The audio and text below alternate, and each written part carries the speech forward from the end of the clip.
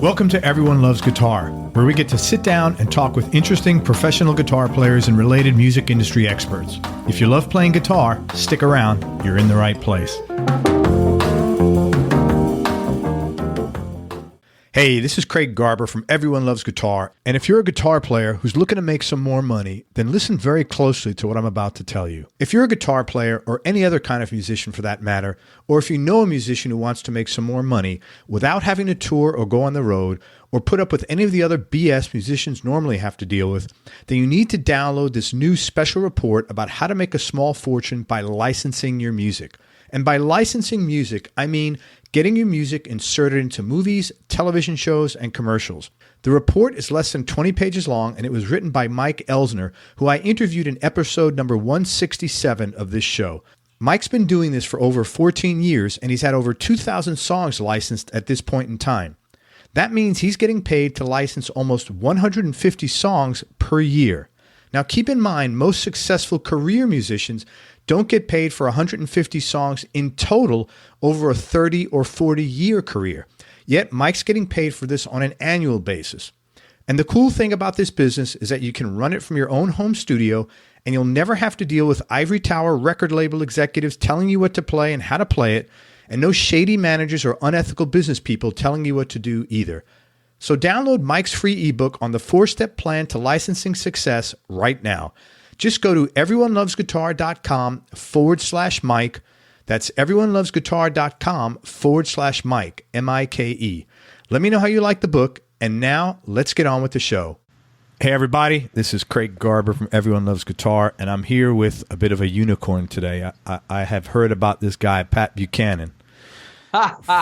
From like... I don't know what kind of sound a unicorn makes. How about... There you go. We just heard, if you never heard a unicorn, stupid. There it goes. But I heard about this guy, Pat Buchanan, from like 20 people, but I don't know, either I didn't get the connection or I just never got hooked up with him somehow.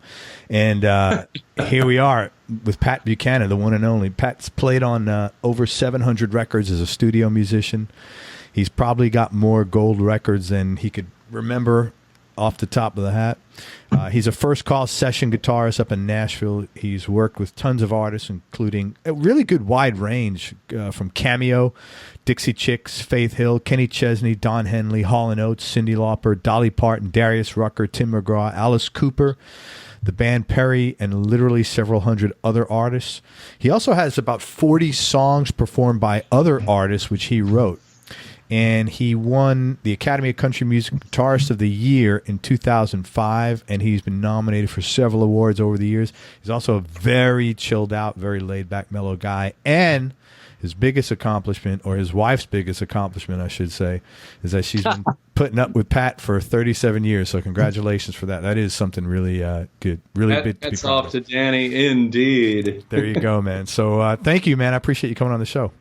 Thank you, man. I'm a lucky cat, man. I tell people here that, there's so many great musicians and so many badasses. It's just quite humbling, man. And I'm really, really fortunate to live in a musical community like this. And I was telling Danny just the other day, I don't think I could live anywhere else. I'm spoiled on one hand by the bar being so high, man. It really is. But thank you so much, Craig, and I apologize for it taking a while for us to get this on the books. That was nothing is what it took to get set up. But that's another story. That's a private joke story. The Sky set up nightmare, that was. Hey, talk about Cameo. You played on their breakout hit, Word Up. Yeah. I was curious, how did a white boy from Florida get hooked up with a very New York City R&B funk band in the mid-'70s when New York was at its trashiest, violent, worst situation ever? Right. It was kind of like really early 80s, but the connection there is the great drummer, Sonny Emery, and he's from Atlanta, man, and I lived in Atlanta. Even those Cameo records were on a subsidiary of Mercury Records called Atlanta Records or something, Atlanta Artist Records. So anyway, man, here's the deal. Sonny and I were doing jingles and various sessions in Atlanta, And he had done the Cameo gig and moved on, and he just recommended. Charlie, their original guitar player, was doing a solo career at the time. And, man, he called Larry Blackman, and he ended up calling me. I didn't really have to do like a traditional, cattle call kind of, audition. And so, man, the great Sonny Emery opened that door. And, Craig, you know this well. You can be great, and if someone doesn't open the door for you, you can't walk through that door until it's opened by somebody who really, has the cachet. And Sonny certainly did, and I will always, he started my career. It comes down to that one door opening, which led to many other doors being open, and boom, that's how it happened, man. So we were actually in Atlanta. But Cameo always, based out of New York, that we recorded at Quad, which is right around the corner from, Manny's and all the famous record that stores. don't exist anymore, yeah. No, they don't? I mean, isn't the one still there, Rudy's? I think Rudy's is moved downtown, perhaps, but that's it. Wow. That's it. Really? Yeah, Wow. that's it. There's like one or two guitar shops in the city, and none of them are like, Guitar Center's the biggest guitar shop. Yeah. Well, be that as it may, it's cool. But yeah, man. So really, the Cameo connection, Sonny Emery, man. Sonny Emery. And you know what? A couple years ago, we were both. He was playing with David Sanborn. I was playing with Amy Grant. We ran into each other in the airport and had the best time, and rode the next leg to wherever we were going, like someplace in South Dakota. It was snowing. That's funny, man. It was a trip, but we caught up. And I talk to Sonny like, once a year, once every 6 months, something like that, But yeah, man. Were you living in the city? Well, I never moved. Like, here's the deal. This is really funny. I didn't have to for the Cameo gig. Now, the next gig that led into turned out to be the Hall Oates gig. So the great Sterling Campbell, who was one of the many drummers in the revolving door of the drummer chair for the Cameo gig, he said, sleep on my floor. And in those days, what you did was just got a 212 number, a business card with that number on it, and you put a Codaphone in the corner of somebody's place. And that's what I did. And then I got the Hall & Oates gig, and kind of like did some recording, kind of a similar scenario. And then they said, okay, you got the gig, and they're putting you up at the Mayflower at that point, which is the rock and roll hotel right there on the park. In Central Park? Central Park, man. And then it was kind of like I had to finally come clean and go, well, I don't exactly live in New York, because they couldn't keep paying full pop for the Mayflower. So we finally worked it out where we kind of split a place that was like a block off of Washington Square. Oh, my God. Waverly, Broadway and Waverly. What Waverly a and cool place to freaking live. My God. Time. It was still like probably 87 and 8. And you walk out of the door of my building, you stepped over about 20 homeless guys to get over to Broadway to catch a cab. Yeah. But it was still, that area was so vibrant and full of, it was very eclectic, very artsy still. Right. The village, the West Village was. West Village, man. It's a cool I think place. it was like a block up from the Bottom Line. Yeah, Bottom Line, Bitter End, all those clubs that used to be there.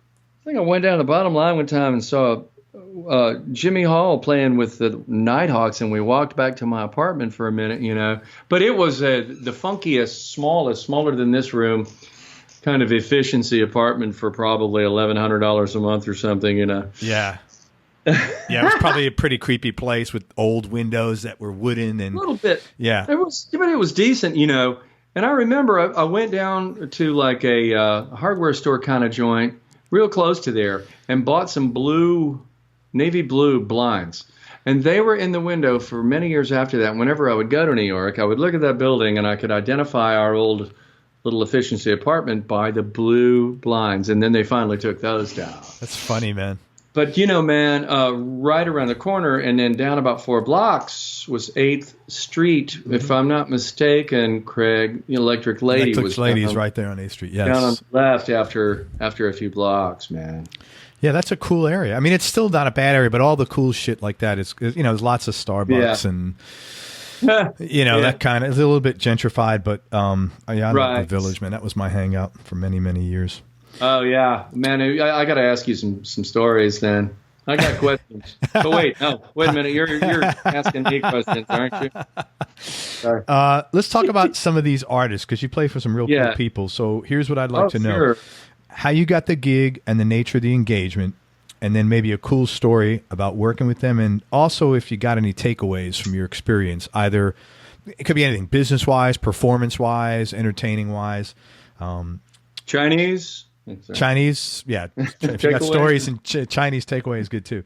Cyndi Lauper. In New York it was. Man, I tell you what, chronologically, things seem to go like Cameo, Hall Oates, Cyndi Lauper. So Cyndi, by that time I had done an album and a tour with Hall & Oates, and everybody recorded at the Hit Factory, which really meant you camped out there for months, And, Cyndi was recording, like, we did a one-off while we were doing Hall & Oates on the 3rd floor with Cyndi, it seems like, and she was doing, like, a tune, and I kind of somehow, you know what, man, I think John Oates helped turn me on to that situation. Now, there was also a cat named Lenny Pizzi who signed Cyndi to Portrait, which was Epic Records. And, after a while, he also signed friends of mine from Atlanta called the Producers. Lenny Pizzi was the kind of, the connection there. And so after the tour with Hall & Oates, we stayed in touch, and then, she was looking for the right guitar player.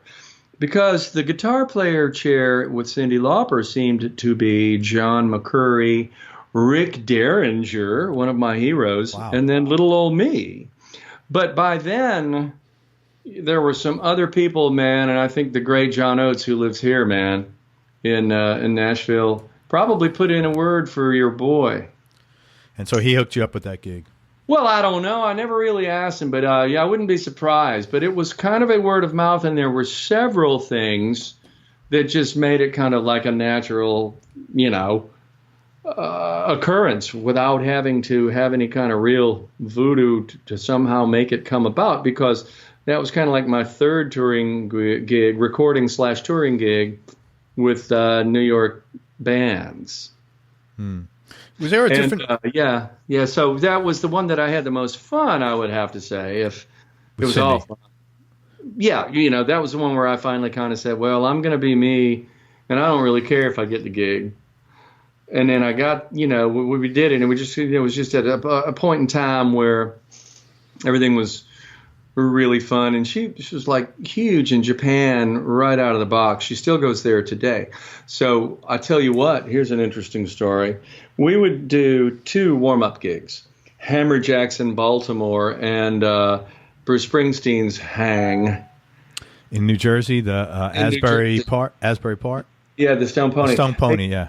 So then we would go to Japan, and Cyndi already, had like, and we'd do like 2 or 3 nights at the Budokan or whatever. Yeah, we actually did Budokan there. We did the Tokyo Dome also with H&O. But, with hair and makeup people, and like her wardrobe person owned a real famous store right down there a block from where the apartment was that we were just talking about. It was called Screaming Mimi's, but blah, blah. She even had, like, I Drove All Night was like in the top 10, and we still didn't do any gigs in the States because, you just couldn't sell tickets, but you could sell tickets out the wazoo in Southeast Asia. So off we'd go. Why is that, Pat? Why do you think stuff like that happens? Yeah, that's just strange, It's just, and now it's gotten even stranger, but I mean, that's just one of those complexities of the music business, I suppose, man. And all that to say, I'm really glad that she had such a wonderful following, and she really earned it. I mean, Cyndi is a hard worker and a great, not just good, but great, exceptional singer, and actually has lots of talent as a singer. Have any cool stories about working any from that era? Sure. Oh, man.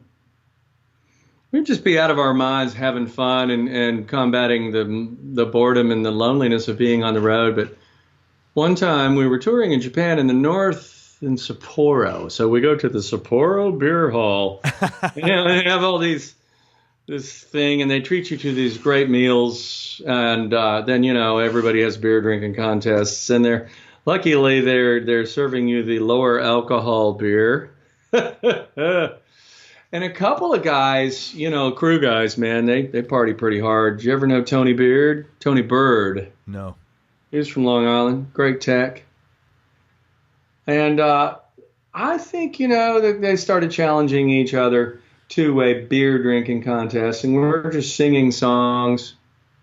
We ate our way through the whole thing. That was fun. Here's an even cooler, interesting one. I just thought of one. By the time we got to Australia, we were pretty tired, but we had to go out to the promoter dinner, with the promoter. And they get up there. The Australians are big into like eating and drinking and singing. Yeah.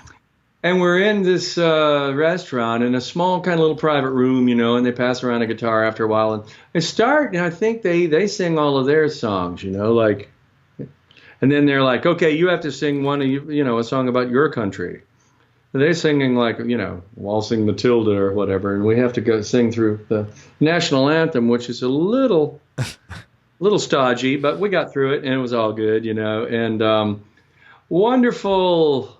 Cyndi really enjoyed, just hanging out and just sitting on the bus with an acoustic. I'd play she would sing Billie Holiday songs and Chrissie Hynde songs, and she would pull a rabbit out of her hat in the middle of the show. She was fearless as far as just really being a wonderful, spontaneous, anything could happen. There's all kinds of incriminating video on YouTube. And I also got to sing, Time After Time with her 1991 Yokohama Arena, That's pretty special. Yeah. And, super high-end 5-camera shoot, and it's on YouTube. It's not just some video camera thingy. It's quite good production, and I'm really honored. You can dial that up on YouTube, and there she's, singing Time After Time with her, cool little hippie earrings and putting her head on your shoulder, singing the harmony on one mic. What happened? Why did that gig? I mean, it's a weird, probably a stupid question, but is there that gig? Did it? Why did it end? Or how does that Nashville. Stuff like that work? Okay, you came to Nashville. Time to go to Nashville. It really came right down. I was actually gonna go back and do the gig. They wanted me to. And it was like either that or move to Nashville. And like I said, I like to say, buy some diapers and build a house and try to start a career as, a session guy and really diversify your client base. So that's what I did. There was a couple things at the time that I turned up to come here to do. One was auditioning for Jellyfish, and the other was going back out with Cyndi. Passed on them both. And came up here, and there's another great guru that got me up here and encouraged me to do it when I did before the line got too long, and that's the great Ed C., who produced all the Paul Davis records and produced lots of records here. And I, played. I mean, he said, "Come on, you're playing on a record." How did you know him? Well, I knew him in Atlanta, where we moved from in the '80s. I did jingles and I'm a band guy. We were in a band writing songs, doing demos with Eddie Offord, Ed C., and Rodney Mills, and, did 38 and trying to 38 Special. Rodney did, Eddie Offord did Yes, Ed C. did all kinds of people, Paul Davis, Bang Records. And then the frustration of not getting a record deal after a while led to me being a sideman. Just so, okay, well, I'll go join a band that has a record deal. And the first band, that was Cameo. Okay. Which is pretty funny. But I just kind of told you a bit of a convoluted history, but in terms of chronologically, but it's all true. So basically, you figured that if you got to be a sideman, at least be a sideman where you can come home every night to your wife and start a family, and not have to be a sideman where you're in Japan or wherever. Well, yeah, and those things, really kind of what it was. It's just, it's like the road forked pretty quick. And, sessioning, being a session musician kind of was there as the fork that offered a little money. And there's, a couple guys that really are responsible for giving me my start in Atlanta doing jingles and learning how to be a studio guitarist specifically. So by the time I got here, you understood how to play in tune and kind of negotiate a chart. And, you were up here playing songs and records rather than jingles. But a lot of it was the same, recording-wise, and being a recording musician, and that very specific discipline, if you will. And you had a couple of producers here that were kind of in your corner, so that you knew you had some work, or at least a baseline of work to start with. It wasn't like you're going to be knocking doors. Okay. That's an understatement. Yeah, okay. So you had guys here that were... Of course, I could tote the mail and not let them down, but any door that someone opens up, I don't take lightly, And, actually moving to Nashville, there was zero culture shock because people knew who you were from your recording and touring gigs, before moving here. Okay. The New York ones. Yeah, okay. So it was really not like a big shift for your family, anything. It was just like a change in moving west 600 miles or whatever. Yeah, it was still friendly, and people were like, yeah, man, there's always room for another good one, to quote great Mike Brignardella. Yeah. Now, and Ed said, come now. We're doing Pam Tillis' second record. Just come hang out and watch how we record, and then get your ass up here, before the line gets too long. And we moved the family up in, like 94, I think. Yeah. And you had your son was up like 3 or 4 years old at that point. Right. And we built a house and never looked back, and it was in elementary school. I'd already had a house and a family, and I was like sleeping on somebody's floor. Right. Working in 2 cities, just doing demos, just doing whatever, man. Doing a gig at night. We did a showcase for someone, and the great Larry Byram, man, who was in Steppenwolf, came down and went to the gig, and he said, yeah, man, nice slide work. Larry Byram. Yeah. He's in Nashville now, though, isn't he?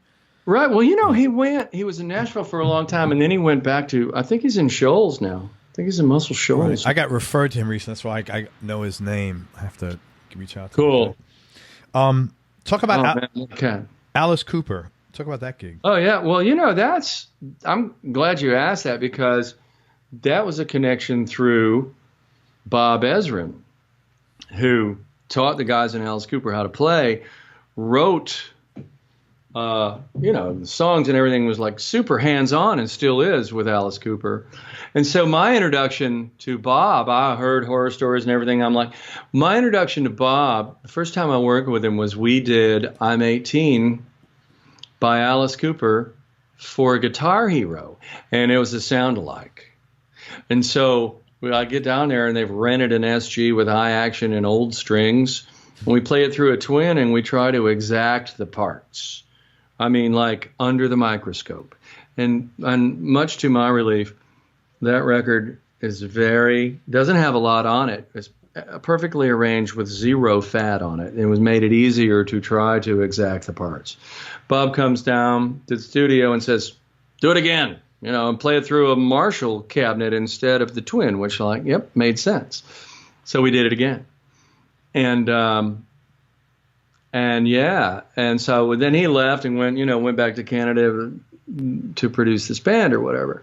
All right, so there's that. Then, once I did overdubs for Bob, he realized that I was kind of like, an overdubbing secret weapon. When you get, I think I've told you this earlier, when you get in the overdub scenario, you're putting the finished touches on the canvas, if you will. Or, the tracking is the framing. And when you get to the overdubs, you're doing the trim carpentry. Yeah. And so I'm good in that. We can find the missing parts, and sometimes we all replace each other. Right. We do it, every day.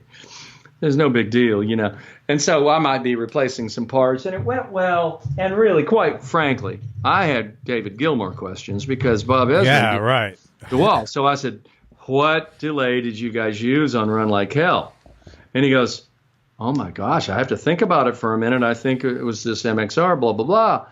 And then it just turned into a cool relationship, where I could always kind of like, find the missing part for Bob, and he's a genius. And he'll sit there and sing it to you.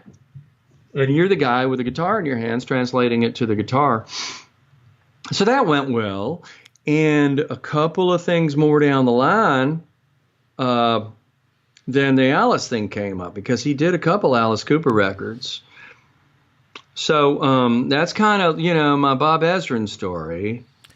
And it turned into an Alice Cooper thing, which, I didn't like Alice Cooper as a kid because there was these two rock chicks that wouldn't shut up about Alice Cooper. When I was in the 10th grade or something, or in 11th grade. But now I absolutely covet every note, and I've read books and have all the recordings. They are phenomenal guitar records, absolutely phenomenal. And he's still a great producer. And Bob, he called me up and said, hey, man, I'm doing this group called the Canadian Tenors. Can you do an overdub right now? And I'm like, oh, shit, yeah. and it all went fine. And got it back to him. Whew. And, we were doing like The End of the World by the Skeeter Davis tune or something. And I've also played harp for him. I also play harmonica and stuff and on that project, quite possibly. So I'll talk to Bob once every few months and, he'll call out of the blue. Pat, Ezrin, what are you doing tomorrow? That's a good call to get. Fantastic guy, and just like totally cool, like down to earth guy. I just saw him at a restaurant and said, hey, Bob, I'm a big fan. How did you get this thing on this Pink Floyd record? Yeah, that's what I want to ask you. Do you think he's in the room with David Gilmour? Is he telling Gilmour how to do it? How does that work? Right. Or do they work together? Well, I've read some things where I do know this incredibly cool story about. There's people who know a lot more about this story, about this song, Another Brick in the Wall. It was actually a completely different tempo. And everybody went home for the weekend, and Bob took sections of the tune and then got Jeff Porcaro to come down and build a drum loop. And when they got back to the studio, it's the version of Another Brick in the Wall that we all know and love. So it was slower? Completely different. Interesting. And you can probably find it. Yeah, I would imagine. I don't know. I've never tried. Which was, I think, Which is totally Ezrin's call, man. And I think that was the only pop charting hit on that record, or it was the highest. Because they had some great songs there, obviously, but like Comfortably Numb, I don't think ever was like a top 10 hit. I think, I think Another Brick in the Wall was the only one. The whole album is fantastic. I've worn the grooves on that shit dry, but you know what I love on that record? Hey, you! Yeah, beautiful song. Out there, But I mean, I was force-fed Pink Floyd by my older brother. Now I'm very thankful. Yeah. So I kind of know a rather embarrassing amount about it. But Gilmour is one of my top 3 faves. But I mean, Bob Ezrin right there. Check, please. Yeah. We rest our case. Yeah, he's actually my number 1 guitarist. He's the most economical guitarist that I've heard. I mean, David Gilmour. Yeah. He says so much with so few notes. Hey, check it out. I'm not sure if I'm supposed to say this, but there's a picture. I think I'm jumping ahead, but there's a picture of me and David Gilmour and my wife. I saw it. Yeah, I saw it on your website. Yeah. I saw it on your website. It was very cool. That was a trip. Getting to meet David Gilmour and Paul McCartney. What was it? Where did that come about? How did you meet David Gilmour? What was that in? Well, man, they had this party. It was the 25th anniversary. I'm looking at the thing of the Buddy Holly party, of the anniversary of Buddy Holly. And, McCartney owns Buddy Holly's publishing. So, hey, there's even a famous picture of Keith Moon leaving that party the night he died. Of course, he got up at 3 a.m. and cooked a steak and went back to sleeping. But anyway, I was leaving that party. So this is an annual event that I was lucky enough to go to. And David Gilmour, if you remember, played on that great rockabilly record that Paul McCartney did. Yes. And so, it was at the Mermaid Theatre in London. What a trip. In about 2000, I believe. And I worked with this guy. I went over there and just did a pub tour with this guy named Kevin Montgomery. His dad was Bob Montgomery, who was also a famous and great producer in Nashville, and grew up writing songs with Buddy Holly. Before the Crickets, they were called Buddy and Bob. And so I think that was the connection there, man. And I also got to meet this guy, Tony Bramwell, who in the last 5 years did a really good Beatles book. And his gig with the Beatles at Apple was that he forged their signatures. So anyway, I'm jumping all around like in increments 10 to 20 years, and I apologize for that. I got to get you. You didn't take your meds. So wait a minute. Did you actually have a conversation with David Gilmour, or was it more like, hey man, yes, you did? Can I ask you, like, if it's not inappropriate, what you talked about, and if it is, that's he's such a soft-spoken guy.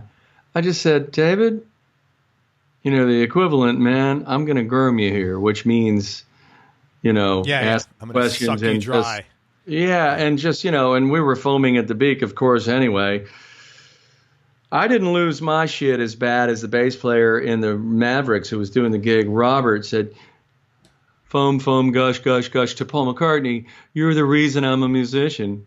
But he's probably heard that 1,000 times. Yeah, to which Paul said, well, we're all really lucky, aren't we? Now, David, it was kind of more like, oh, right. He was more just really very soft-spoken, and I don't remember what we talked about so much as the vibe and the feeling was really humble, and I just looked up to him and went, okay, well, man, I hope I'm like that if I ever get to, it was so humble.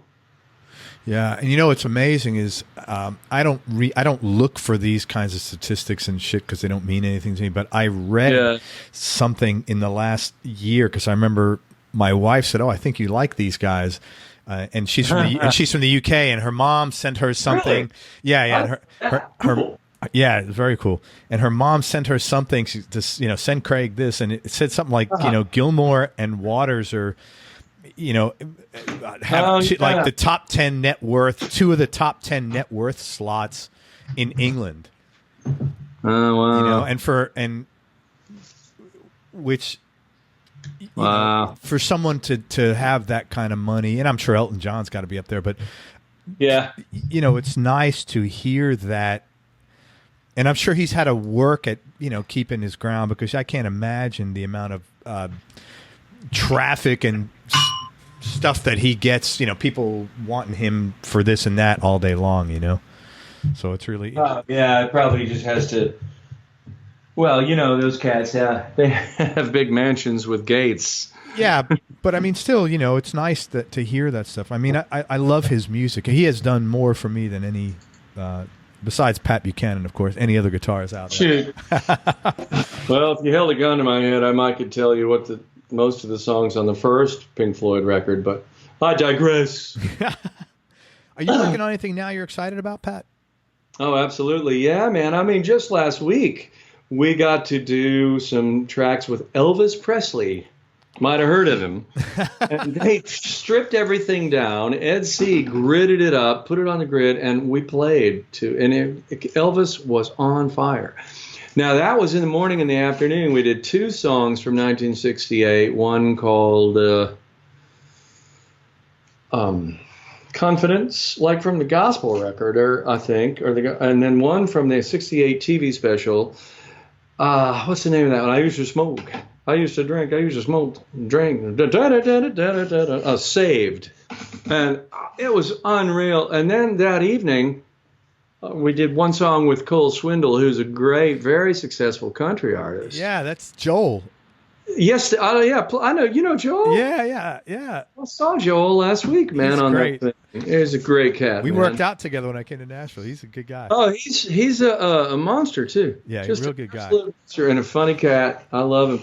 But yeah, we did that. So like on the morning session, I had like a Fender Jazzmaster, a $400 cheap one by Squier, through an old Fender amp, just with no effects, just trying to get my best Reggie Young / Pop Staples / Muscle Shoals sound. And then on the evening, I had more effects than the U and David Gilmour combined on my on my sound. What do they do? What are they re-releasing with Elvis? Well, I'm not exactly sure. I think I know. Like, I work for a wonderful songwriter producer named Andy Childs, and he also sings with that band Six Wire. So he grew up. He's a hustling dude, man. He grew up in Memphis, and he knows this cat who's like the new owner, curator, I guess, of the Elvis Incorporated. Hmm. And there's all kind of things going on the Graceland front. Okay. So it might be something having to do with that. Probably is. So let me ask you this: you've been involved in so many different things. What would you? It's probably a hard question to answer, but what would you say, like, the top 3 experiences you've had musically, as far as maybe which ones left you feeling, either most satisfied or proudest, or? Oh yeah, no, that's. Yeah. Well, man, by the time the Hall Oates thing happened, like, playing those songs and singing, those songs and seeing people react to them in large numbers. I think, like, that gig and the Cyndi Lauper gig, there was like 70,000 people at the Tokyo Dome. That's always a trip when you see that many people and feel that kind of energy. With Cyndi Lauper in Brazil one time, and there was like thousands of people, and they were passing out and throwing each other up in the sky, and we have video of it, So whenever you see that many people, that's certainly rewarding. I think, like, on the live front, also, the very first time, and this might have been a Cameo gig at the old Boston Garden, and we flew in from whatever the gig was that night. And the first time he played in front of that many people, that was a trip. Like, is that like Madison Square Garden kind of size? Yeah. Yeah. The old Boston Garden. Yeah, but anyway, first time he played for, like, say, over 50,000 people or something. I mean, at that point, I never played to that many people anyway, so that was a trip. That was a trip, man. And I do remember that. What did it feel like? Like, what was going through your mind? Well, you're just an adrenaline rush, but also you're very thankful and humble at that particular moment. Now, the first gig on the Cameo tour was at the Hammersmith Odeon, where the great Ziggy Stardust and the Spiders from Mars thing was taped. I love that thing. And, it's sold out, and there's about, 7,500 people there or something, but they're really loud. And the English fans, still to this day, are simply the best. in many ways. That's Great live, but also, they embraced my solo records so much because they are such rabid fans, astute fans. And so we're up there and we're supposed to be playing. And Larry Blackmon's supposed to go 1, 2, 3, 4. And then I start playing these like weird harmonics to the first song, which was called Alligator Woman, by the way. And I remember the crowd going way over 2 minutes, and we had no choice but to wait until they died down. Because he's 40 feet over there by the monitor board, and he's going to count the band off. And there's 12 guys, 14 guys in the band. And we all got to hit a downbeat after. He goes 1, 2, 3, 4. And so as soon as we got out there, I started crying and praying, and just, it was a real cathartic moment where I had tried to get in a band and write songs and get a record deal, and I finally just couldn't. So I just went, this is it. This is the first gig where I was actually, okay, I guess I did the right thing here, and remember really trying to get it together and pull myself together to hear Larry Blackmon count the 14-piece band off, because his intro was kind of on me. How old were you at that time, Pat? I don't know.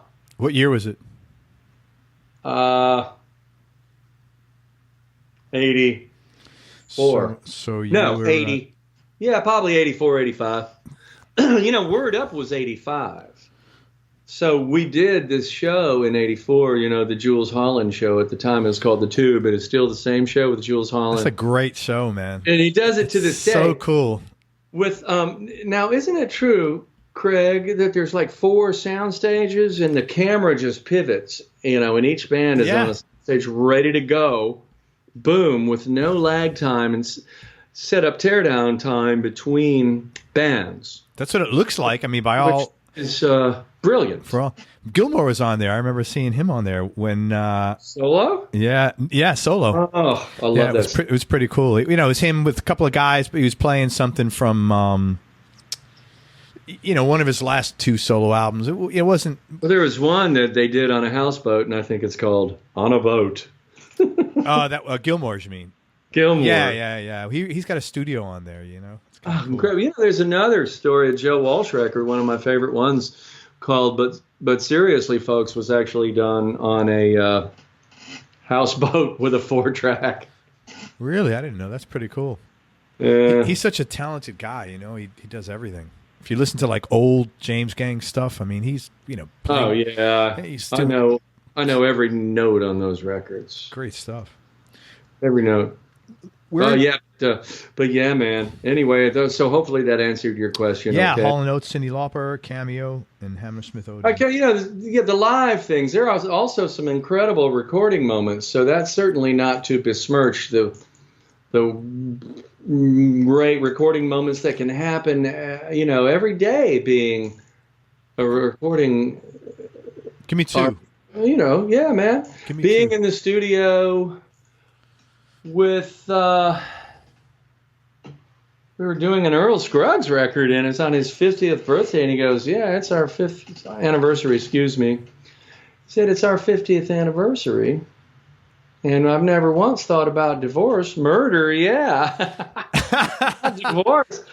That was a trip, being in the studio with, that Henley thing. When you hear these iconic singers' voices in your cans, in your headphones. Like I think I might have told you about that Henley thing. The bar is immediately raised high, and you're not just punching some clock. Yeah. You got to dig. It ain't about quantity or how fast you can do it at that point. And when you hear that voice in your headphones that you grew up with, and there's an emotional connection to it, it's heavy. I mean, it's really supercharging. So that was cool. Being in the studio and being so trusted by these iconic cats like Rodney Crowell, Dolly Parton. Dolly played on a Dolly record. My great friend, the great Kent Wells, who's been producing her for years and playing with her, got me on that thing, and she took a picture. She was so cool to take a picture. Of you guys recording in the studio? Of me, we hadn't done one yet. And she was so cool about it. And she says, now I've learned to sit these tall ones down. That picture's on the website, too. Very cool, man. I think I'm blushing in the picture, actually, Craig. But that's another thing where you hear her voice. And, Kent knows I play harmonica. He said, hey, man, you got a harp? Yeah. And Dolly said, oh, yeah, that's a great idea. Like, they're so cool. They just trust the muse and the creative process, and they trust you. Another thing, man, and there was one video on YouTube a couple of years ago, and I did all the Nashville recording for Buddy Miller. And me and Buddy, he called me, and we went out there, and we did, in Austin, we did a TV tribute to Waylon Jennings.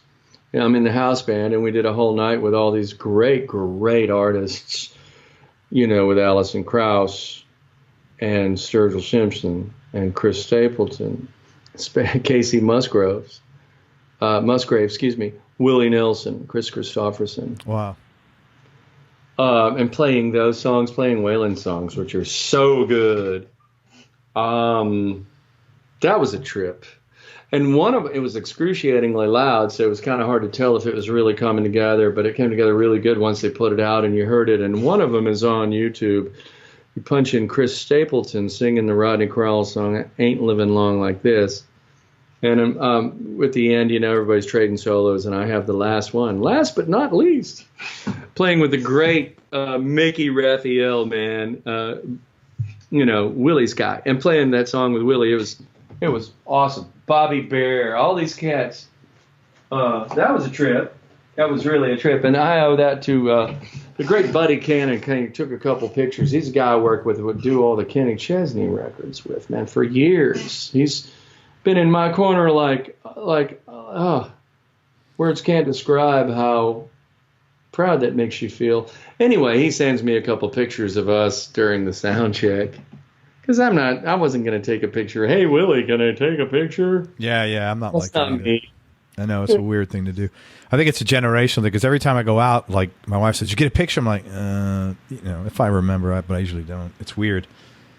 Nah, the same thing happened to me with XTC in 1988 or something in L.A. I got to go by and stick my head in their rehearsal room, And, huge heroes of mine.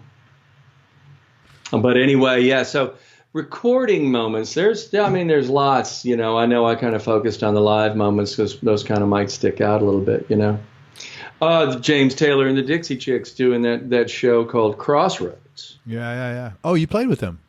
Yeah, I did. I was lucky enough to do that. It was a trip and a half.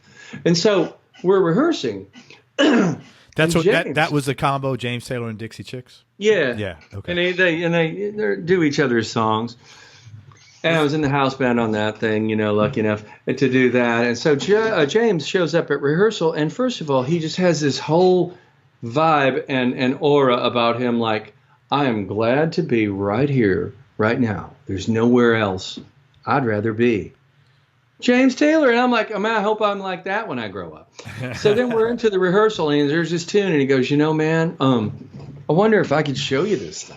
I'm like, oh, yeah. He said, I've spent half my life just trying to sound like Randy Brecker on the guitar, Michael Brecker on the guitar, and he's kind of showing me this thing, and he leans into me, and I lean into him a little bit so we can hear a little better, because there's a lot of cacophony going on at a rehearsal. And it's like a little master class with James Taylor. Me? Goodness.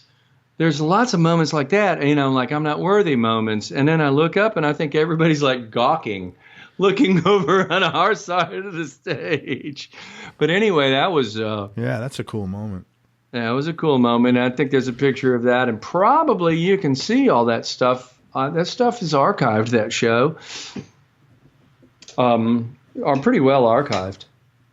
Awesome. Yeah. Pat, let me ask you this.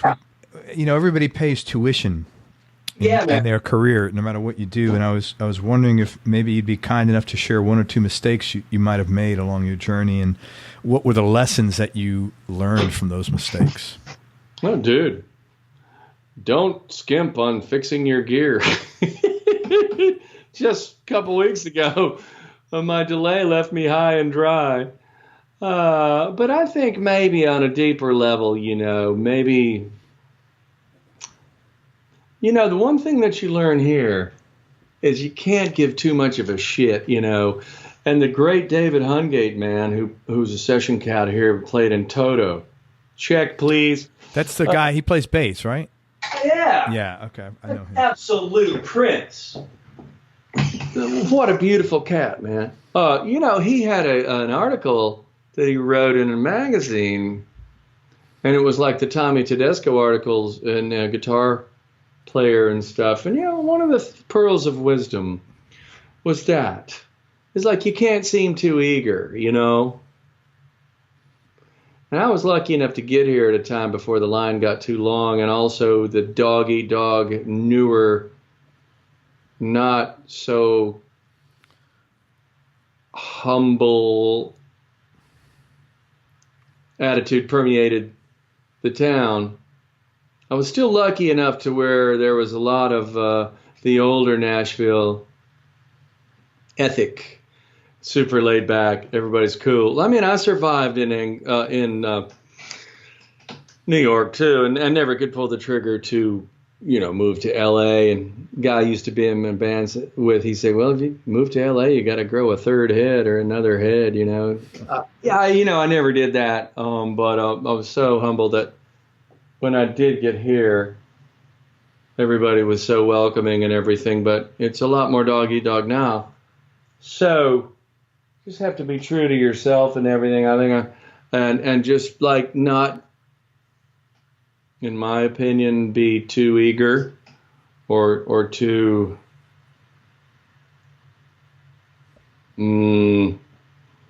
backstabbing, too motivated, too wanting it too hard in the new sense of the word.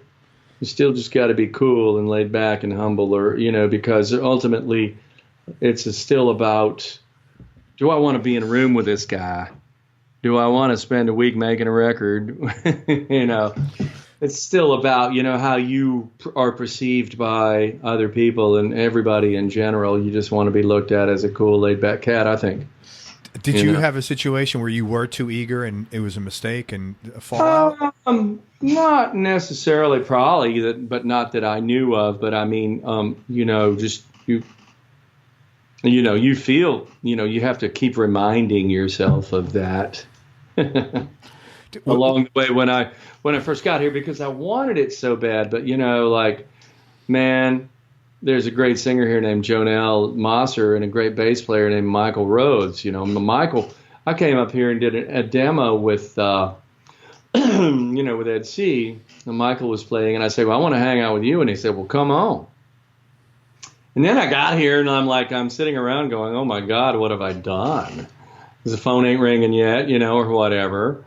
There's gaps of time in between, and Jonelle let me play with her and gave me a gig, and Michael opened that door too, so at least I was able to do something and play live while waiting for the phone to ring. Of course, I was lucky enough, I was so lucky, Craig, to stumble into some songwriting situations and a couple of songwriting deals.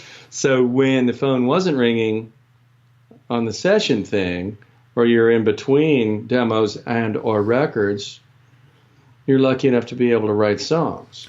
Did you get a publishing thing? Yeah. How did you get that? Did you have to push that? Did you seek that out or? Nah, I couldn't at all. That's the perfect thing. I don't think now you can't try too hard to make something like that happen. It just happened. But someone had to hear your writing. You had to pitch a song, not intentionally pitching. Well, when I moved here, the situation was as such to where Warner Chappell, a publishing company on Music Row, of which there were many, spent $1 million a year on doing demos. So you did those demos. Okay, so here's the scenario. writers write. You show up and you record in those days like probably usually four songs in a 3-hour demo session. Right. Chart them up, you play them down, boom, you knock them out like live. And the reason, you are there is because you can do it quickly and efficiently. And so, possibly, go stumbling into a couple writing situations there because you wrote for the writers at that particular publishing house. And that's how you make a living in between the record dates.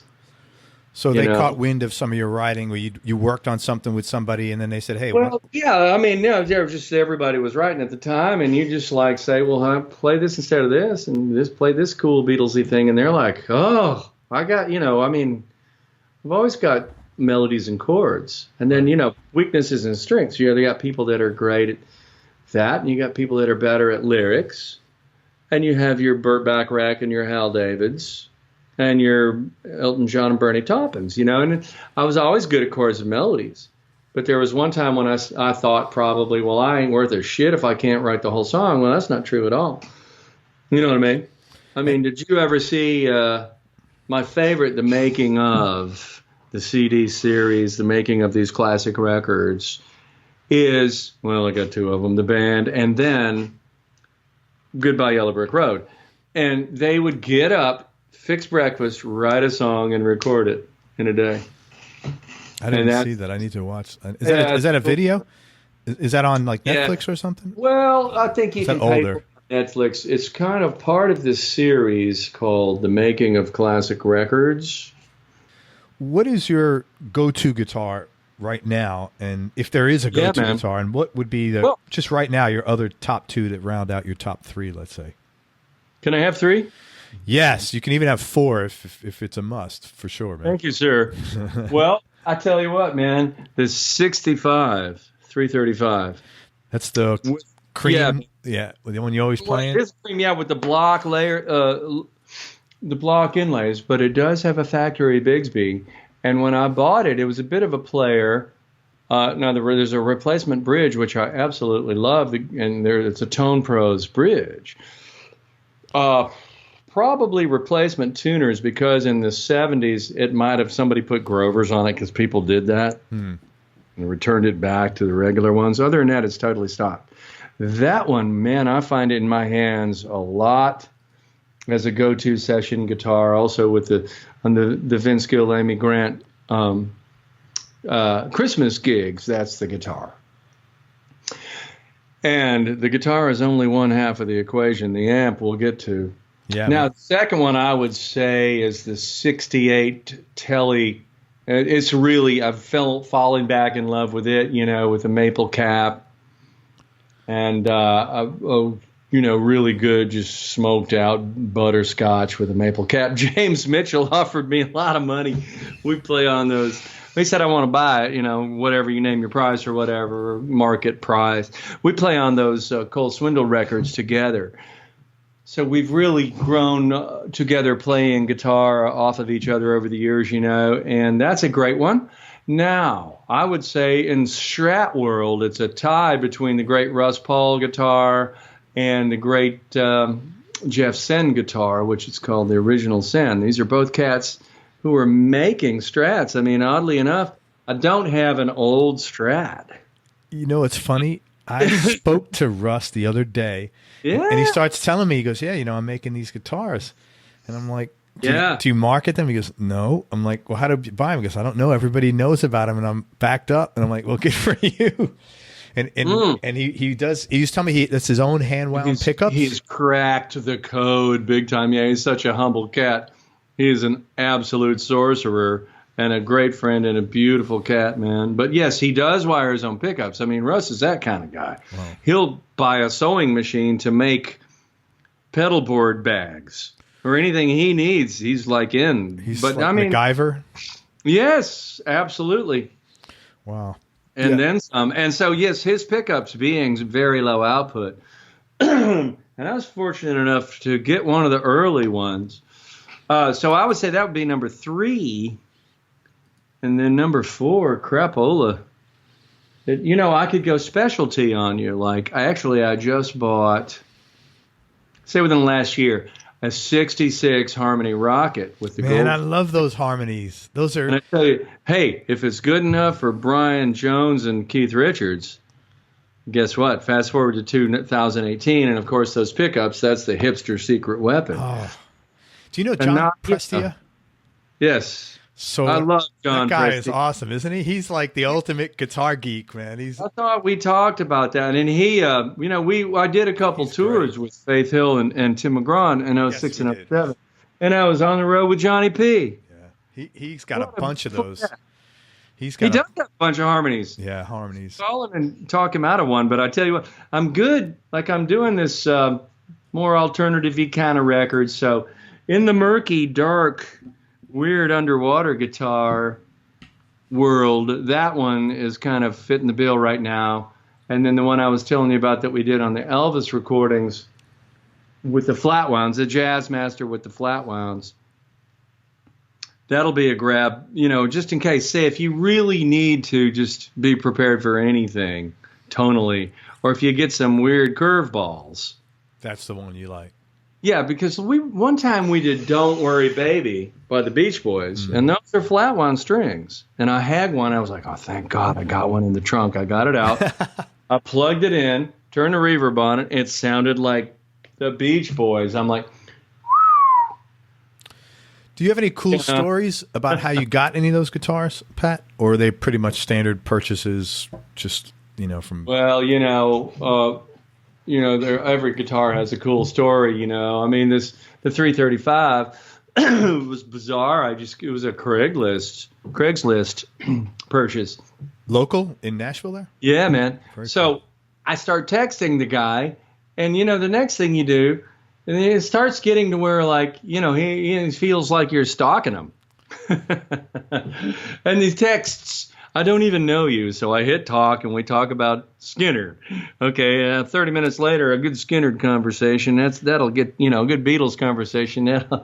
That'll get you on the same page. And then the guy finally brought the guitar out, and we plugged it into my front room in my 68 Deluxe. It sounded awesome, and I gave him a pedal and some pickups, And he was like, "Cool, man, you can take it." And I said, "You sure? You trust me with it?" And he said, "Yeah, man. I'm sorry. I'm sorry, I have some trust issues. I was raised around drug addicts. That's why I have some kind of weird trust issues." And I said, "Man, I get it. It's cool. Here, take this. And I don't want you to give it back. Take these pickups. Take this pedal." It's all kind of like passing the baton, if you will. Yeah. And we all got too much gear. I'm sitting here looking at a stack of pedals. I stacked them up while I'm sitting here talking. I mean, they look a little nicer, but... Anyway, and so I jump in the car. It's 4 o'clock. I'm trying to beat traffic in, going to Groon's to make sure that Keith says, yes, this is in fact a 65. I call my friend of 30 years, Peter Stroud, who plays with Sheryl Crow. Yeah. He's saying, this. I'm describing the guitar. I've sent him pictures. I call Vince, and Vince is like, hey, what do we got? He's got like the Kelly Blue Book of, guitars which will tell you the year and give you an accurate price of the guitar with the year and the condition. And then I talked to Book and Joe Glazer, all inside 15 minutes. It's just unreal around here that you have. I know those resources. That's pretty a panel of experts. A panel of experts. Yes, that happen to be your friends. Yeah, that's funny. And that all kind of happened around, and I ended up buying the guitar, Very cool, man. And we had and still am friends with the guy. And I raised some money and sold a couple of guitars and bought this for $5,000. Hell, I never bought a guitar for $5,000. What am I, rich? Yeah, that's a pretty good deal for a 65 335. Even though it's like kind of slightly not really 100% stock, that's a pretty good price, man, to be honest with you. You know that. Well, yeah, you want a player anyway. I mean, but this guitar, I wasn't really expecting to buy another Bigsby guitar. It just spoke to me, If it sounds right, it is right. You know who that was? The great Joe Meek. Who was that? He's like that English producer who produced the Honeycombs and all these cool, wacky hits in the 60s and had all those compressors named after him. Pat, Joe Meek. You've been doing this a really long time. Oh, man. Yet, when I talk to you, I get your enthusiasm for the guitar is still quite apparent, very genuine, and childlike in a way, in a good way. I don't mean that condescending way. I mean in a good way. Thank you. Yeah. What fuels that obsession? Like what do you get out of this emotionally that still gives you guitar wood after all these years? Oh, dude, great question. Because really, if I was going to get jaded, I would have gotten jaded by now. My parents were musicians, okay? And man, my dad, bass player, weekend warrior. I have his bass. I have his 65 Impala. TV and radio announcer during the week. And they would go to the drummer's house in Jacksonville, Florida, and play trio jazz and jam, and we'd fall asleep on the couch. And I do remember waking up and my dad's fingers bleeding, mercurochrome, methylate, that's what I remember. Mercurochrome. God almighty. I haven't heard that word in 40 years, 50 years maybe. Let's use it in a song or in an interview. Like, she was like mercurochrome for the heart. Anyway, and so... Yeah, you know what I mean, man? I come by it honestly. Now, I'll tell you something. 0 outside interests. I might have played football and quit. I might have played baseball and quit. I don't think I lasted through one whole season of any sport that you just kind of go through the motions doing when you're in, like, elementary school. Do you have any hobbies now? Do you have any interests outside music now? Not enough.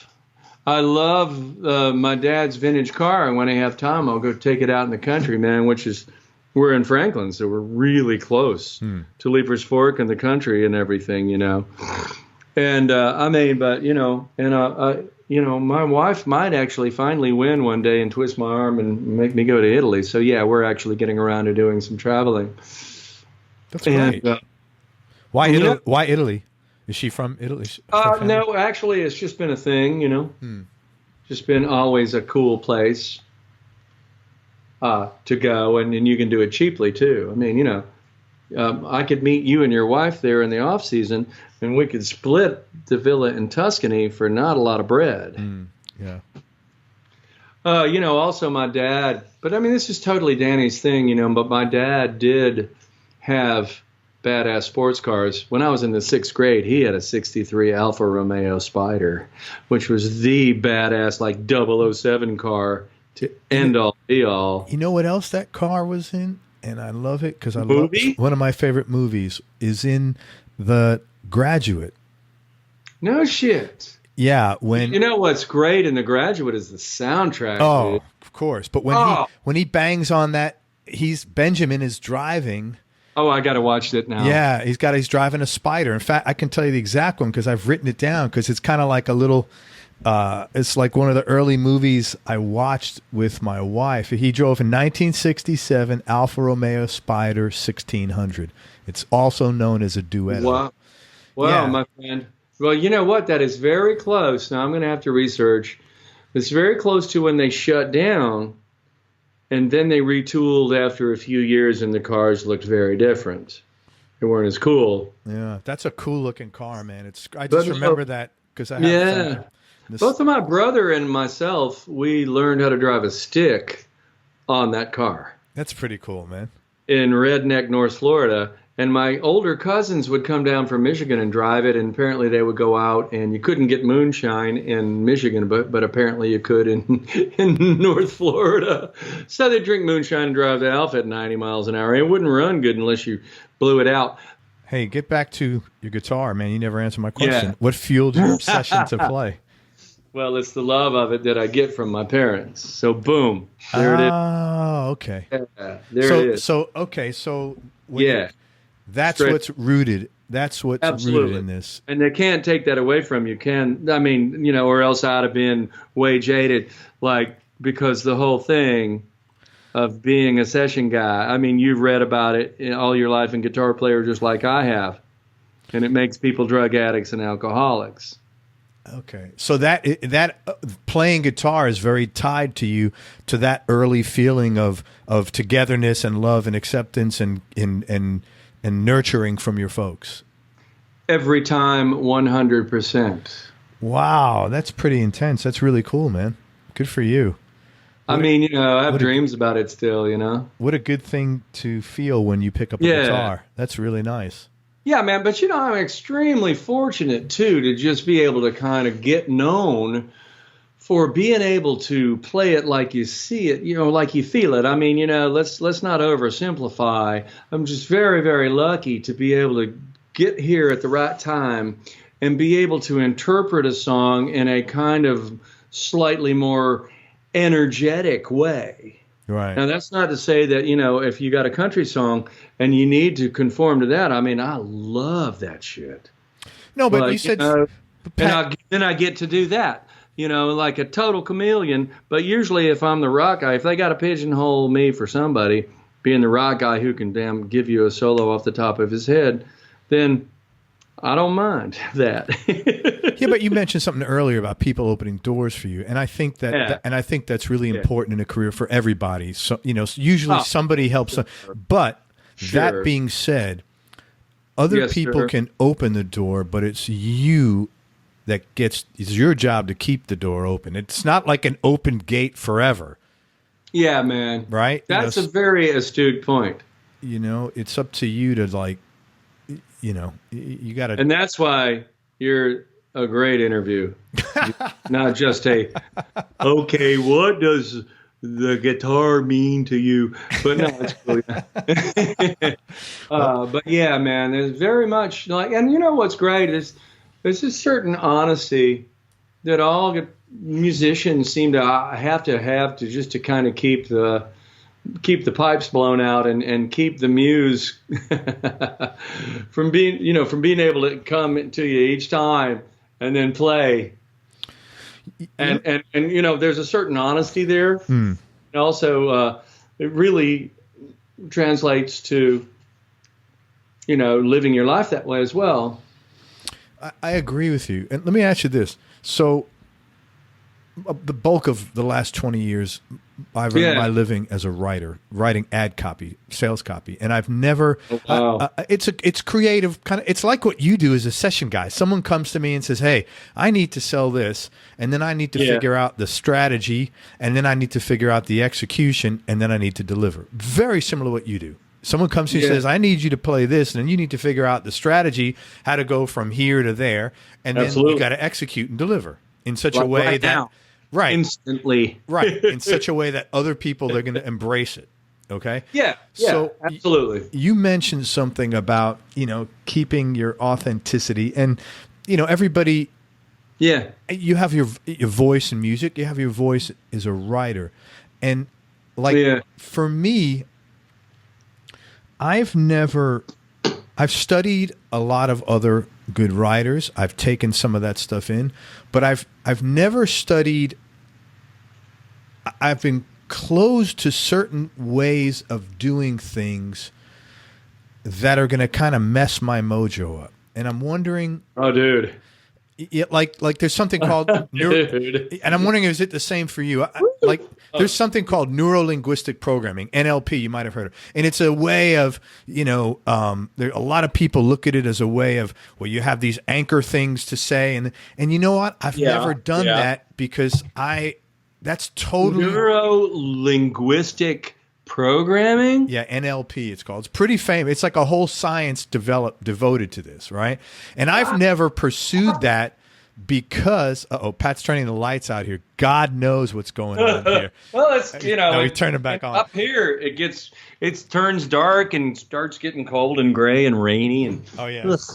I mean, don't be surprised if I show up on your doorstep tomorrow, like Bill Murray and What About Bob? I'm putting your ass to work. I don't care. Go ahead. Hey, I see that 335 on the wall. There you go. You're giving me lessons for about 6 hours, and then we could have whatever the hell you want to drink, and we'll smoke cigars. I'll turn green. But I was curious. So back to that. That's an extremely good question. Yeah, so I'm curious. So I've avoided stuff like that because not that my method is, but there's an inherent pattern or meter of what I do in how I approach it, and it has been, thank goodness, for the most part, pretty good, pretty successful. And it's very authentic for me. And I feel to change over, I'm losing that authenticity, which in this case involves communication. Even though I'm selling something, there's how I communicate is a certain way unique to me. And I'm wondering, is this the same thing for you? Because what makes you is this authenticity of communication. And is there a similar kind of thing where, there definitely is. Yeah. I mean, I just feel like that's why it's kind of, there's the real skills of being a studio guy are more social. I mean, or just as important. Of course, you got to be able to play, and you got to be able to have this passion that we're kind of speaking about that just makes you love to do it, and you're going to do it anyway, regardless of whether you did it for a living. But yes, there's very much the people skills come into it. And that's why sometimes some people might not be able to crack it as much. And then there's there's a lot of luck of the draw too. And now there's like this whole situation where due to the computer, there are less recording opportunities, but twice as many people shooting at that target. Yes. If that makes sense. Well, what I find interesting is that there's a lot of people that are shooting for that target or that attention that have not done anything outside of put out YouTube videos.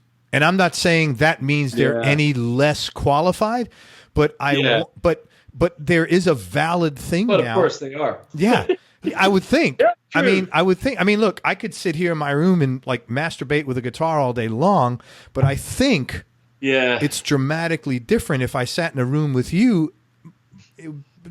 Ball game, totally different ball game.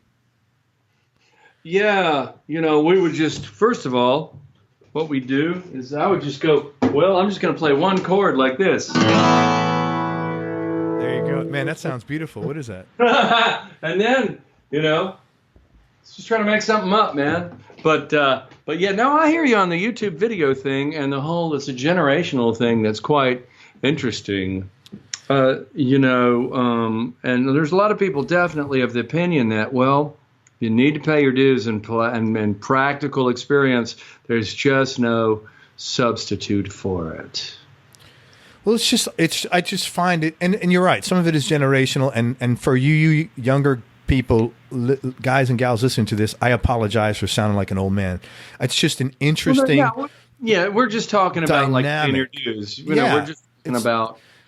It's just an interesting dynamic. No, it's not. It's nothing personal. It's just an interesting dynamic where all of a sudden you have people that are sort of like respected for putting out all this massive good playing on YouTube, and it's like it's just an interesting phenomena.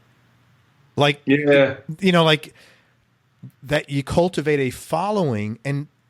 From an opportunity, in your bedroom, it's like fuck. Yeah. From an opportunity standpoint, it's great. Anybody could do anything, but I don't. Well, it's always there's a little more to it than meets the eye. Like it's also a little bit of a dual-edged sword. It's just interesting to think about all this shit, and it's just a different day and age. No doubt, man. But it's kind of like I always try to keep an open mind and look at all those things, because like who was telling me? I guess Vince was telling me about this cat. The Japanese ukulele virtuoso. Oh yeah, Jake Shimukabura. He tours all over the place. He's a badass. So he's definitely a badass. He's a badass. He's really he comes down here all the time. He's always playing Clearwater, Ruth Eckerd Hall. Really weird. Oh, awesome, man. We played Clearwater with Amy. We played a wonderful small theater. Probably Ruth Eckerd. Well, it's not that small, is it? Ruth Eckerd's about. It's got to be 2,200 people. Okay, yeah. Well, it was Ruth Eckerd. Yeah, it's a real nice theater, real great acoustics, very good place to see. So real clean, modern. It's nice, you know. What's the temperature outside? Oh, right now probably 70. Let's talk a little bit about you, as far as under the hood. What do you like most about yourself? That's a really odd question, I know.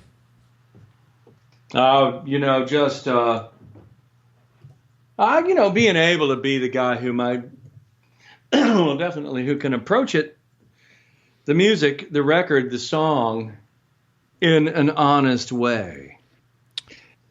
So you like your skill set. Known for that, and somebody will call you and go, well, he's going to interpret it that way, so get him. So that's actually, as a guitar player, then you've beaten the system a little bit, Hell yeah. Get known for being you is like you don't have to try to figure out who you is, if that makes sense. Are you a reader? Am I a reader? Yeah. Do you ever read Charles Bukowski? You ever heard of him? I've heard of Charles Bukowski. I'm a terrible reader. I'm a fucking high school dropout. Okay, well, there's this guy named Charles Bukowski. He was really popular in the... I got my GED. That doesn't matter. How does that impact your life today? There's a guy named Charles Bukowski, and he wrote a very well-known writer in sort of like the 60s, 70s era. Yeah, I know who he is. And he had this saying. He said, "Don't try." And I think it's so good. He said, "Don't try." He goes, whether it's trying to get a spider on the wall to come to you or trying to write poetry, he said, "Don't try." And I think there's a lot of merit to that. Like, I didn't know that was Charles Bukowski, but I knew that saying. Yeah, I think there's good merit to it. Like, if it doesn't come naturally, don't do it. Right.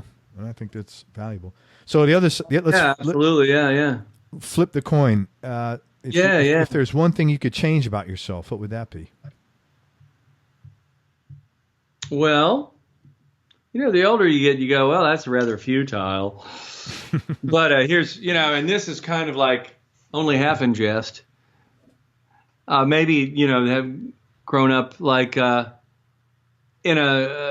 like Memphis or in the golden age of recording in Los Angeles or something like that. If you want to kind of like, read books about guys in the Wrecking Crew, the Wrecking Crew movie, the book, and the Muscle Shoals kind of thing, movie and book, and possibly maybe be having grown up in that area and that, or a little earlier, and maybe having that be part of your musical education, if you will. Yeah, I got that. That would have been cool. It's easy to do that, but really no major like coulda, woulda, shouldas. I wish I, it's more like, hey man, I'm cool if I can just, interpret a song the way I see it and the way I feel it, then, But like if I had a time machine. You'd have gone back and grown up in Muscle Shoals, maybe? Yeah, or maybe even Memphis too, man, because, with my Memphis friends. Mike. Yeah, and Greg. Morrow. Oh, okay, I don't know him. Great drummer, the best. And, and then to hear, like those cats coming up, man, what a great, boot camp. Yeah. And those cats still influence me as a musician, as a professional. I've been standing on their shoulders for 25 years. Of course, I know how to do it. So, I shouldn't besmirch myself too much, but a house is only as strong as its foundation. That's right. What's the most important thing your dad taught you? To listen. He bought me the amplifiers. First of all, the guitar, and my brother the snare drum. Boom. We were young, but we saw the Beatles on Ed Sullivan, and then one Christmas, probably the very next Christmas, that shit showed up.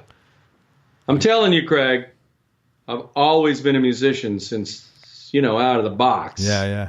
That's just the way it is. I ain't going to bullshit you. That's awesome. And then, when he bought my brother a kit and bought me a big old custom amp, and I figured, well, I'll plug a guitar and a microphone into it, and I'll teach somebody to play bass and plug that into the custom, and teach somebody how to play rhythm and plug that into the custom. And he said, I'll buy you the gear, but you guys got to promise me that you'll listen to each other and be good musicians. Did your brother wind up being a musician? Yeah. Yeah, I mean, he was the only guy. He was always there. He taught me everything I know. He's my rock guru, my huge musical guru. Is he in Nashville? No, he's in Tallahassee. He's 2 years my senior. Now, how can I say this? The music in our household, my parents were jazzers, and my brother loved everything. We didn't like anything top 40. Everything album-oriented rock when it first hit. So all the music, Beatles, I mean, everything, Dave Clark 5, everything that was on Sullivan, boom. I was young, but my parents were musicians. So if you grow up then you're going to be influenced by young, because there ain't nothing else.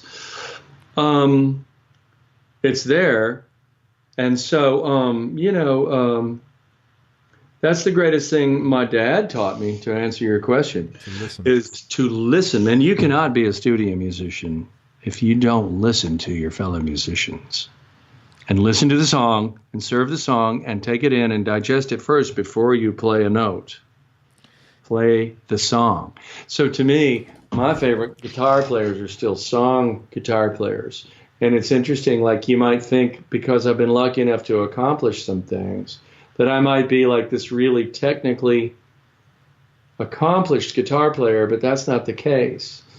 But my favorite guitar players are song guitar players. George Harrison, John Fogerty, John Lennon, the great Richard Bennett, who lives here, man. You know what I mean? David Gilmour. Those cats aren't playing fast. No. But I love cats. I have the utmost of respect for anybody who can play fast or can do anything that I can't do. And you always learn something. I mean, I know it sounds terribly cliched, but you learn it's truth every time you pick up your instrument, as long as you keep your head and your spirit in the right place and kind of keep all of that. Listening is the key to everything, though. If you will. Yeah, I think Pat, listening is the key to everything. Like oftentimes, people. Yeah, good point. I've been in sales since 1989 of some capacity, and people always say, "Well, give me some." Like if I'm working with somebody, or just to have a client, or well, what do I say? I said, "Man, you shut up and ask questions." You don't talk, you just listen. Oh, yeah. You find out. I'm trying to learn that lesson. What's going on? Yeah, just listen. So that's such a great mantra to live by. Yeah, I mean, if I could incorporate that in my everyday life as easily as you can as a musician. Same skill set, man. Just apply it to it. Yeah, good point. So you didn't know you were my shrink? Yeah, man. Well, this way, when I'm the shrink, everybody gets the first round when I go up to Nashville. Yeah, first one's on me. Okay, well, hey, man, you call me. I'm there. What's the most important thing your mom taught you? The most important thing my mom taught me is this. She said, keep your life simple, even though I didn't know what it was. But what it meant was, as far as my career and being a musician, is don't confuse one musical hat with the other. Don't confuse playing and singing on jingles with being artistic fulfillment. And once you learn that, you can play music for this purpose and this purpose. Play at church. Play for someone who wrote a song and they've always dreamt about like their song coming to life. That can be hugely rewarding. Play for money. Commerce. Obviously, that's number one, and if you're lucky enough to try to be a professional musician, but don't confuse commerce with artistic fulfillment. And that's what my mom taught me by saying, keep your life simple. How about that shit? I like that. Don't confuse commerce with artistic fulfillment. Fulfillment. Yep. Keep your life simple. And I mean, it also applies to life too, you know. It's like pretty philosophical. And like, you know, when she imparted that wisdom and everything, but I mean, it was always, you got to understand that my parents are my biggest supporters. They supported music since day one with me and my brother, day one. And, you know, it's funny, they were always like my best friends. You know, I was talking to a friend from Tallahassee this morning who's going to send me some stuff to overdub on his record. And he knew my parents, you know, for the last 40 years. And he reminded me, you know, that they were way cool and way different. And I'm like, oh, they're just my parents, like my best friends. Yeah. It's an interesting thing. When people ask me how old are my parents, I would go, I don't know, man, because I'm not really thinking about them in those terms. Like more like friends, you know, like more. It's deeper than that, like, you know. Yeah, that's what they represent to me, you know. So, yeah, man, that's what my mom taught me. That's a cool one.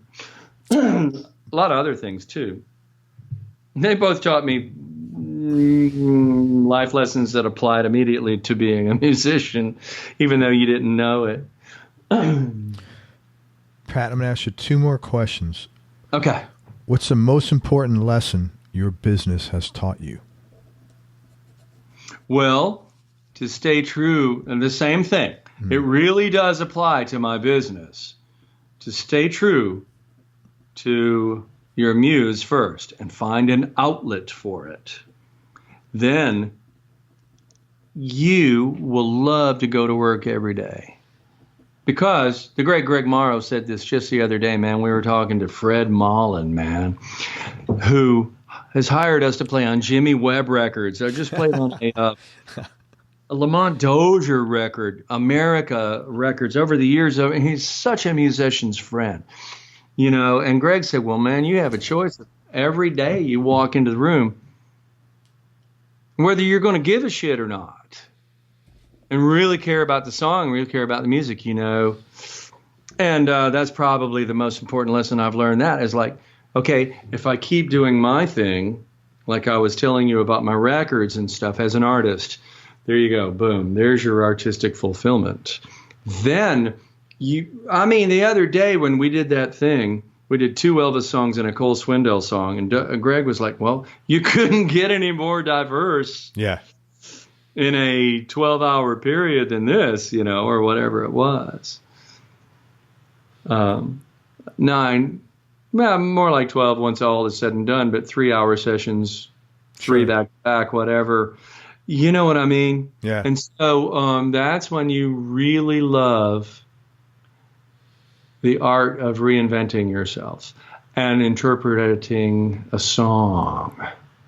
And every day when you keep your spirit together and you keep your focus, your ability to be you, interpret a song, you'll have a long and happy, prosperous life as a musician, and you'll love to reinvent yourself every day as a studio guitarist. You know, and I think there's like some mental, not trickery, but I think there's some mental calisthenics you have to do because the reality is, like when I was in Nashville, Rob McNally was nice enough to invite me into. Yeah, he's awesome, and Rob's a toss, man. Yeah. He's a bad motherfucker. Yeah, he is. He really is, and he was kind enough to invite me into the studio, so I got to see 5 hours. And so where I say there's, what's that? Did you hang for a while? Oh yeah, we went out and we had a couple of drinks, just relaxed. Just it's nice, relaxing mellow night. Awesome, man. That's so beautiful, man. That's cool. And but I saw the process, and hey, the reality is, every song that comes in there, it's hard to get motivated because it's just not a good song sometimes. Yeah, there's some shitty songs. Did you hear some shitty songs? I mean, well, what define that? It's a completely relative term. I don't even care. I haven't stared down my nose at a note in many years. Now, I did. There's a certain amount of snobbery and ego and just like setting the bar high to even get good enough to be a studio guitar player or a guitar player, professional guitar player. You know, that's an interesting thing. But yeah, I bet you were probably like going, well, this isn't a very good song. Well, let me give you the best example I heard. I interviewed Jerry McPherson. Yeah, I love Jerry, man. Did he tell you that we did 2 tours of duty with Faith Hill and Tim McGraw? No, I mean, I didn't know you then, so he didn't tell me about you. Yeah. The time machine wasn't on at that day. But I asked him, I said, one question I asked him, I said, hey, what do you like and dislike most about what you do? And he said the things he dislikes most was song triage. You know, a triage nurse is a person, when you go into the emergency room, she makes a decision as to where, you know, what priority this gets taken care of. And what he meant by that is he said, sometimes I know exactly. Yeah. I've been on that triage team with him many years. Right. And he said, right there in the trenches, buddy, right next to him. A song. But he's such a consummate professional. Right. That, you know what I mean? I respect him so much because he's a triage guy and he's super honest, but he's super professional. And he said, bottom line. Right. And he said a song comes in there. It should be dead on the gurney, and we have to breathe life into it, and that's what he dislikes most. So that's why I said the great Jerry Mack. Yeah, so that's why I said there's a lot of mental calisthenics you have to do because you have to. But you know what? That seems like it could be a mental strain, and sometimes it is. But for the most part, you already know that. So here's another great pearl of wisdom imparted by the great Ed C. Read the room, which means if you know your gig is holding the gurney and being the triage nurse, then you already know you're going to do it. Right. But what I'm saying is there's a lot of discipline in there. Yeah. To look at something that's like, you know, dead and say, you know what, we're going to make chicken salad out of chicken shit here. And be glad to do it. And if you're lucky, I'm glad. That's what I learned from Greg and Mike. You know, like we do these custom projects where there's a 14-year-old girl wants to be a singer. There's lots of those. Yeah. And mommy or daddy are going to cut the check. Right. Yeah, there's a ton of them. I've talked to loads of guys doing that. Oh, yeah, man. And that can be very demeaning and soul-sucking. But it's like, dude, we don't even think about that as professionals. There's a thing, man. I mean, it's such a glass half full thing, man. Yeah. You know, the advantages just so far outweigh the disadvantages. And the true professionals are the cats who are sitting there doing the triage.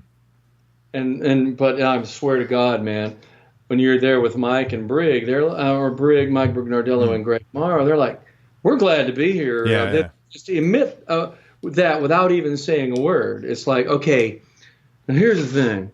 When you're a session guitar player, a session lasts 3 hours.